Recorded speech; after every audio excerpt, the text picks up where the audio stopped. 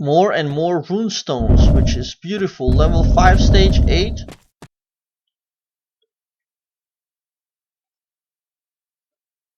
$481,000, getting stronger.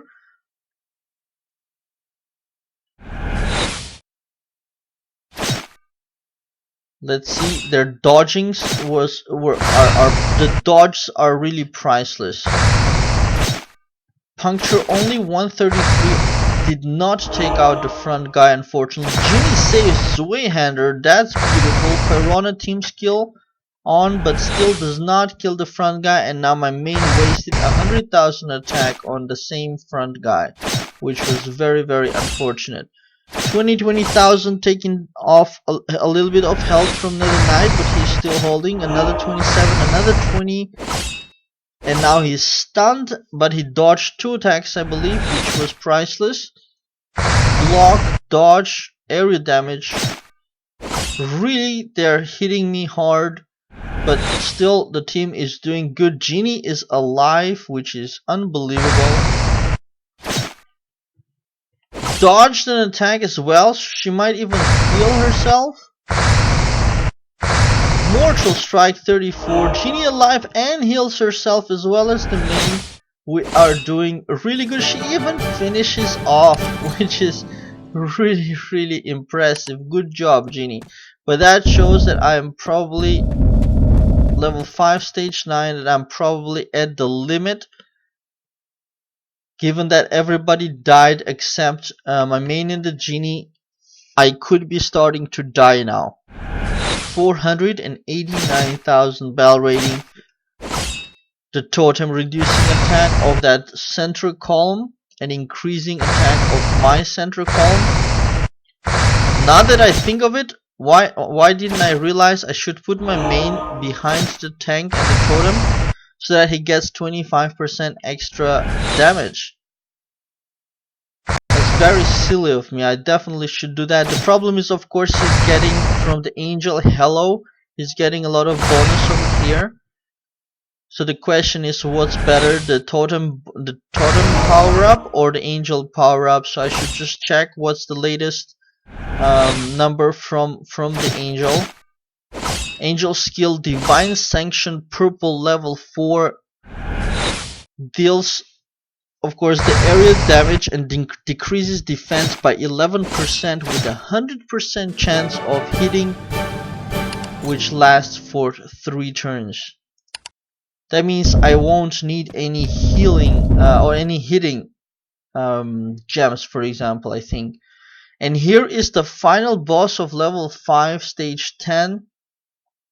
And boss fights I generally do good, but this guy 530,000 life, and he is he's protected by 3 front warrior class, 331,000 supernova blow. But those I'm not so much afraid of because they hit the front row, and you see both Zweihander and Nether Knight are absolutely stunned. But as long as they're alive, that's perfectly fine for me. Totem also reducing the damage from the boss, which is very good. Totem can't die, so it'll continue debuffing the boss and buffing our party as long as anybody from our party is alive. So far really good. Only Zweihander is dead, but maybe the boss will have some special attack that we haven't seen yet. That's the thing to be worried about. His half-life though, I don't expect him to do anything miraculous. Puncture, and he is out at 187 stage cleared. Beautiful. Definitely didn't expect to get this far, but it's good that it was possible. So we can try now the first stage with 506,000 bell rating. These guys now 337,500 life each. So that's altogether way more than 1,000,000 life to be cut down. Puncture fails to take out the front enemy, but these guys are the back row hitters. One guy out so far. Here comes Raphael, and he will take out how much? About like a third of their life, something like that. So we'll need a lot more. But the main is almost dead. A weird hope is that the Nether Knight survives it, but no, they're cutting him down really good. I could try manipulate and put the main in the front, like I said, in the center or the front, but they are just too strong, it seems. We have no life left. Main is out, Nether Knight is out. Like I thought, didn't pass this one. Let's go to the party. And here we can see, no, we can't see it here, can we? Well, there it is. Actually, it's behind his wings, the hello. And I can't click on it because it's behind his wings. So we have to leave the spire, go to Angel, and look at his hello from here. And we can see he's giving 12,720,000 life to the front row.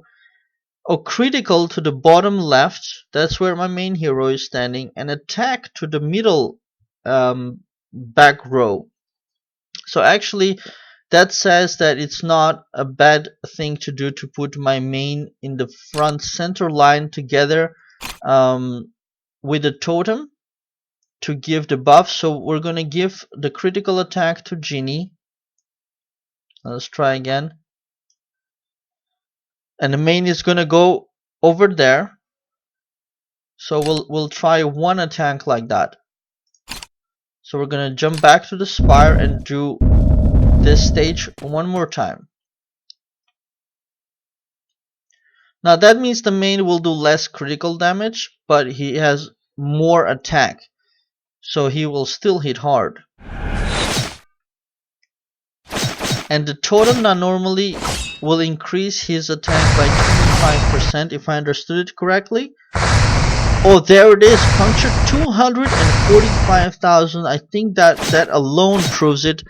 That was 50,000 more damage, roughly speaking, than his previous puncture. So then this way, this formation works a lot better. Already one guy was taken out from the enemy, and that alone might have made a difference. The only unfortunate thing is they killed off the Genie really fast, so it didn't get to heal one time. Nice dodges. 2 versus 2. We could do this. Raphael will take him down low, and I just need a couple of good attacks to finish them off. Nether Knight takes one, and the main hero takes the other. Beautiful victory. So you see the formation actually makes a huge difference.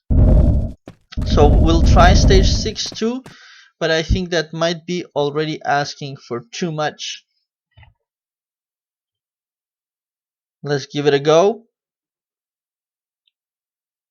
549,000 battle rating.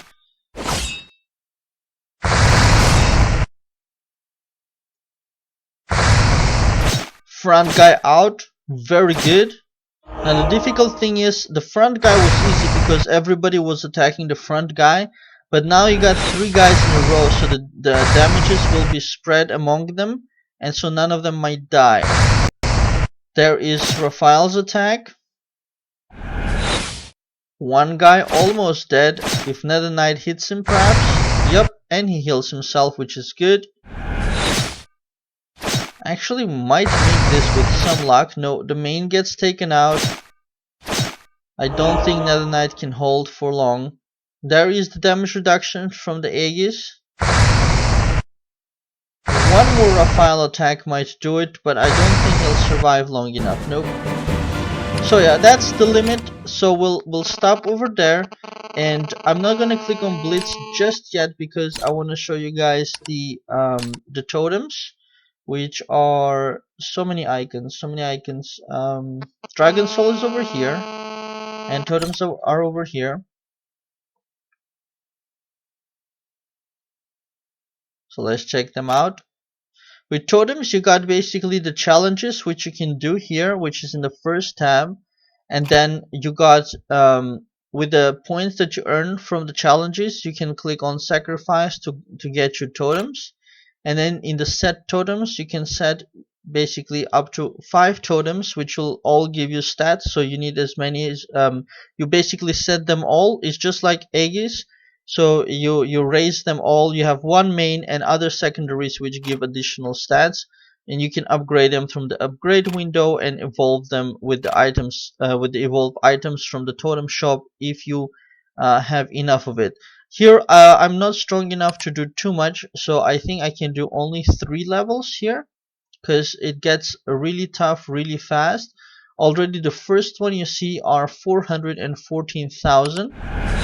We can skip this, and the second one, and you earn just one badge, one totem badge for one battle, which is not huge.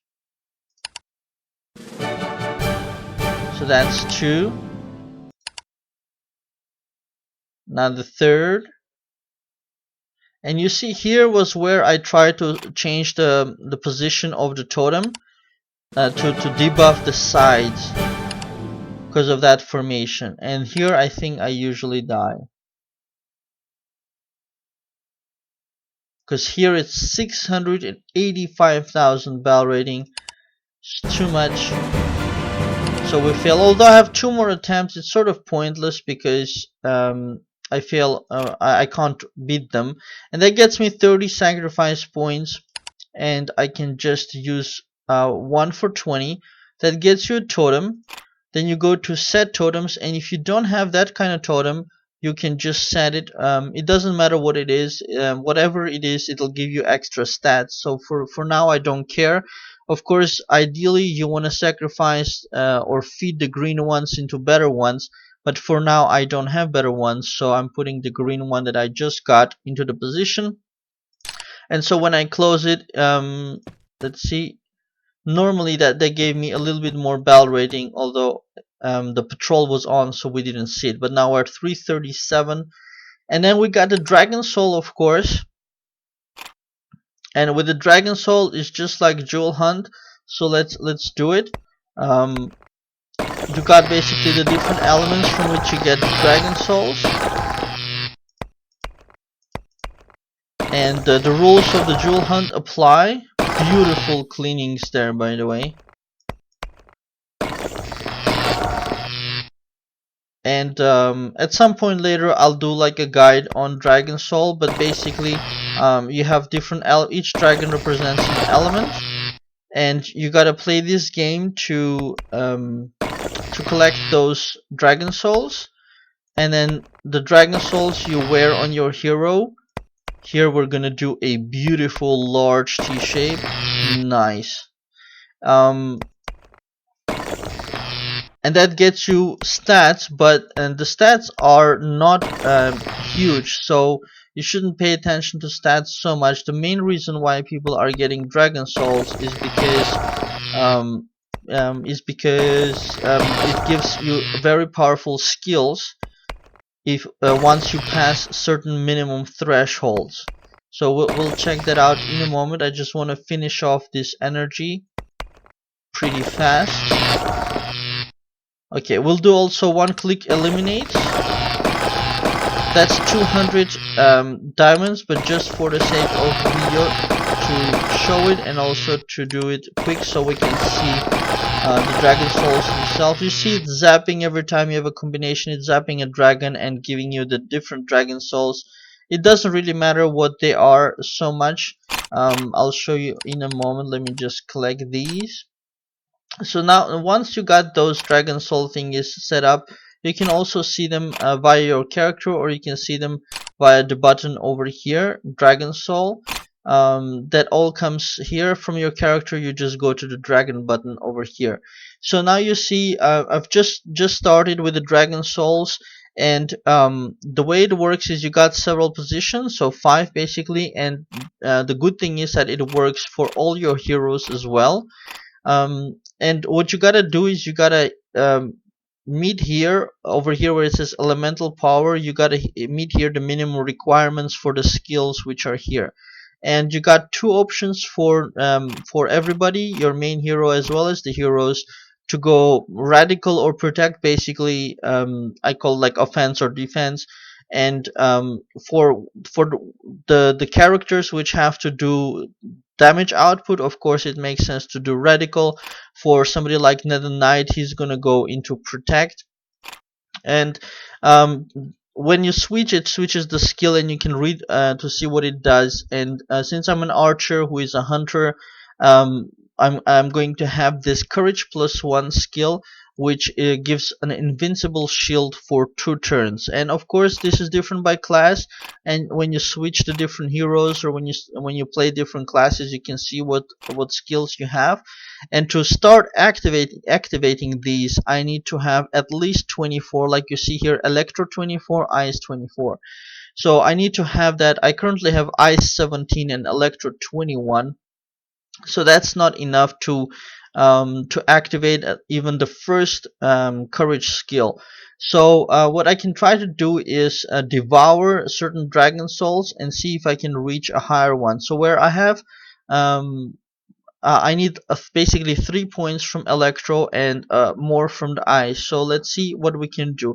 Over here, you have the buttons for all or class. Keep it on the class, because once you switch to another class, the Dragon Souls will switch as well. The one-click devour, I don't recommend it. It basically devours everything that can be devoured into a higher level Dragon Soul. I don't advise it, because although the stats don't matter too much, I still like to have the correct stats. I've seen some people have like magic attack on an archer. I don't think that's a good idea, although it's not a huge number, but still, here you see I've put the blue physical attack plus 250. I could have put magic attack purple, but I've at least tried to keep good stats. So I've put HP, critical, agility, physical attack, and magic defense. And you can see the little letters here, E and I. So I have 3 E's, and that's the Electro 21 here, and 2 I's. So what I'm gonna try to do here is I'm gonna go out of this and go to my character Dragon Soul from here, and I'm gonna go to Devour, and try to basically devour and increase the level of one of the Dragon Souls which I have. The bad thing here is that you can't see the ones which you're wearing if you do it this way. So that's why this is also not a good way of doing it. I haven't found a very good way, but when you basically see here, for example, let me see, like here the physical attack one here, it requires 80 experience to level up. So it is the E type. So we can see here I got another physical attack. So what I can do is I can just move it over and devour it. It just became level 2. So that's Electro 24 now. Let me find another benevolence. I don't know how to pronounce that, but we're gonna feed that as well. You can do like one by one like this, and that takes a while. So if you know that you don't have a better one, like now I can see I don't have a better physical attack, I'm gonna unequip this over here and go to Devour, and then I can put it over here since it's unequipped, and I'm gonna try to feed it, or actually I'll autofill it. I'll autofill it with the ones which are E, which is the Electro. So with this one, he requires 80 experience. These are gonna feed him only 40, so that's not enough for him to level up. But I can also feed him something. If I also activate here for the blue ones, then I can also fill up the blue ones as well. So I'm gonna devour those, and then it'll level up one more,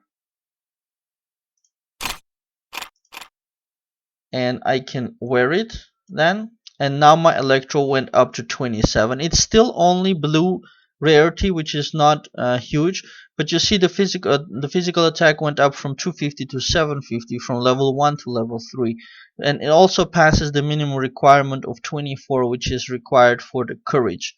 And for ice, what we'll do is I got 3 of them here. I got critical, which needs just a little bit more to level up. So I'm gonna pick one of the criticals over here. That's 80. Let me actually pick the same one. That's 320 experience. Only 10 experience needed. So I'm gonna take one of the green ones. Now he'll level up to 4, so that's 375 critical and ice 21. The other ice I have is agility, which I don't love too much.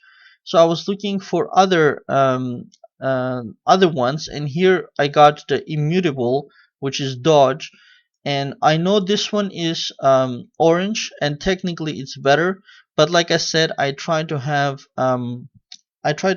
good ones, the ones which are giving good stats as well as the correct experiences. So the problem is you cannot feed the better one into the lower one, so I just have to ignore this one for now. So I'm gonna put the immutable there and autofill. Devour that. Level 2. And that was all the dragon souls of that type that I have. And if I wear that, that's actually perfectly the amount I need. Ice 24, which activates the courage +1 skill, and I have the orange one over here sitting on the bench. And I still have other dragon souls for other classes, but I can't feed them because it'll say it's a different type. That's why you gotta keep the class 1 on, and that's basically how you arrange things. And now my main hero will become a lot more powerful, although the bell rating wise it's only a small difference.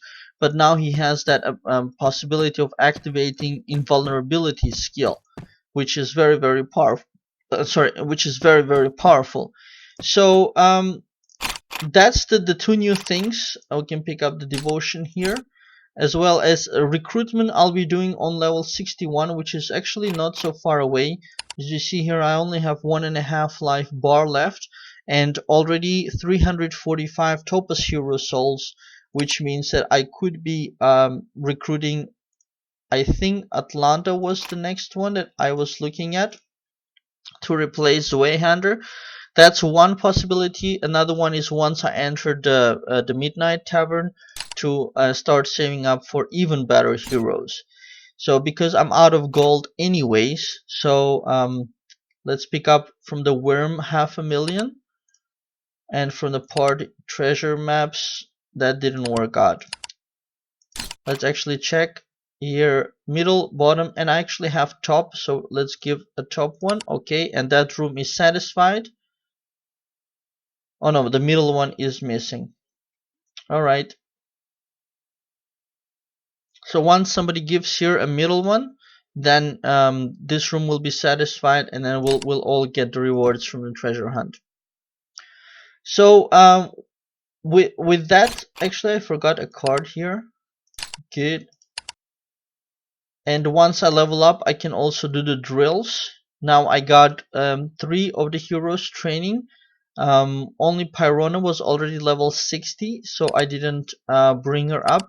And Genie is already 60, which is good. And 1.5 bar later, I'll level up to 61, and then the heroes can drill again. For the other stuff, it's all relatively. Let's check the title pool again. There is one Erebus there. Let's auto challenge. We can blitz this one. This one is easy. And the rest remains pretty much the same. So I wanted to show here the next progression of my character to see how I'm doing in my stats and stuff. I still have a lot of things to get through. My bags are full of stuff that I haven't gone through yet. I try to consume as many things as possible. Equipment wise, I've gotten plus 50 on all the equipments for main hero, for Nether Knight, for Genie, but at 40 for Pyrona and for Zweihander. And I think I will not be lifting these to 50 because it's really expensive, and I'm gonna start to synthesize the 60 set from now on, but I need a lot more money. So that's the story, and that's where I am now. So we'll finish this at level 60, 337,859 bell rating, Earl 1 star, which is pretty cool actually. Let's see if I'm close to promotion. 940,000 needed, 885 I have, so not too far away, soon to be promoted to Earl 2 star, which is really good. So that's it, you guys. I hope you liked this installment in the series as well, and stay tuned to see how I get stronger and progress. Thanks for watching, and please remember, if you want to come and play a League of Angels at MZ Game servers, please follow the link in the description of the video, and they'll get you there. And it's also good for me, then they'll know that you came from my videos and presentations, which is good. So that's it. Thanks, you guys. And that was bonding with Angel as well, because I always forget to do it. That's why I press it. And that's it, you guys. Thanks for watching, and have